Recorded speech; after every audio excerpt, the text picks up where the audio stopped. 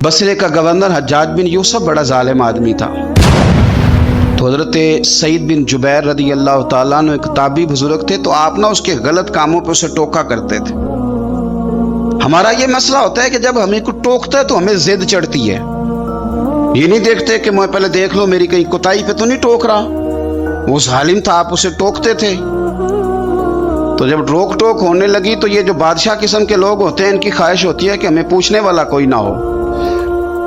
रोक टोक बड़ी तो उसने बुला लिया हजरत सईद बिन जुबैर रदी अल्लाह ताला अन्हु को, बुला के कहने लगा मैं आपको कत्ल करूंगा।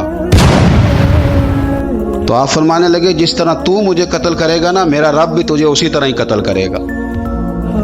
अल्लाह वाले थोड़ा किसी से डरते हैं, वो उसी तरह तुझे कत्ल करेगा। कहने लगा हजरत सईद बिन जुबैर रदी अल्लाह ताला अन्हु से कि अगर आप मुझसे माफ़ी मांग लेंगे तो मैं आपको छोड़ दूंगा।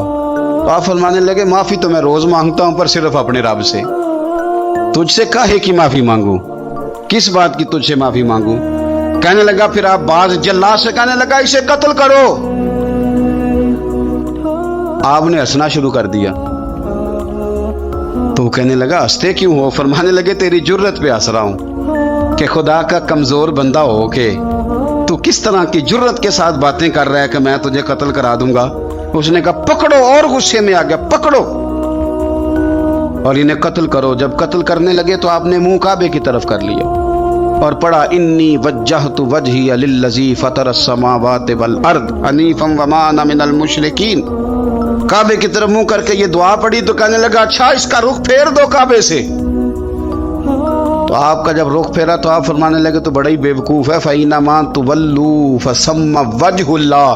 तुम्हें पता नहीं मुंह जिधर भी करे अल्लाह उधर ही होता है। तू बड़ा बेवकूफ है, तू काबे से रुख फेर कर समझता है कि अल्लाह कोई माज़अल्लाह मुक़य्यद है। इधर रब तो हर तरफ है, जलवा तेरी जात का कू बकू है।